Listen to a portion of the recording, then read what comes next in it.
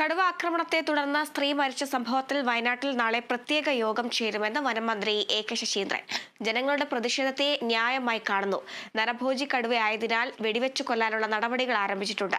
പ്രതിപക്ഷത്തിന് പ്രതിഷേധിക്കാനുള്ള അവകാശമുണ്ടെങ്കിലും ഇപ്പോൾ നടത്തുന്ന പ്രതിഷേധം രാഷ്ട്രീയ പ്രേരിതമാണെന്നും മന്ത്രി പറഞ്ഞു. ആലോചനാ യോഗത്തിലൂടെ ഒരു ആക്ഷൻ പ്ലാൻ ഈ കടുവയെ പിടിക്കുന്നതുൾപ്പെടെ നേരത്തെ അവിടെ അംഗീകരിച്ച ഒരു സമൃദ്ധമായ പ്രോജക്റ്റ് ഉണ്ട്. ആ പ്രോജക്റ്റിൻ്റെ നടത്തിപ്പുമായി ബന്ധപ്പെട്ടുള്ള ആലോചനകൾ നടത്തി ആ പ്രോജക്റ്റുകൾ എത്രയും വേഗം പൂർത്തിയാക്കാൻ ആവശ്യമായ നടപടികൾ ഉൾപ്പെടെയുള്ള കാര്യങ്ങളെക്കുറിച്ച് ചർച്ച ചെയ്യുന്നതാണ്.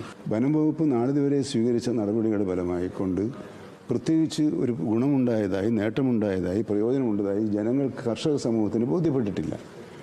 അത് അങ്ങനെ ബോധ്യപ്പെടാത്തതുകൊണ്ടാണ് അവരിൽ നിന്നും പ്രതിഷേധം വരുന്നത്. അതുകൊണ്ട് ആ പ്രതിഷേധങ്ങളെ ഞാൻ ന്യായമായ പ്രതിഷേധം എന്ന് തന്നെയാണ് വിശേഷിപ്പിക്കാൻ ആഗ്രഹിക്കുന്നത്. അവിടെ ഒരു വീട്ടമ്മയെ കൊലപ്പെടുത്തിയ കടുവയെ പിടിക്കുക എന്നതാണ് അടിയന്തര ആവശ്യം.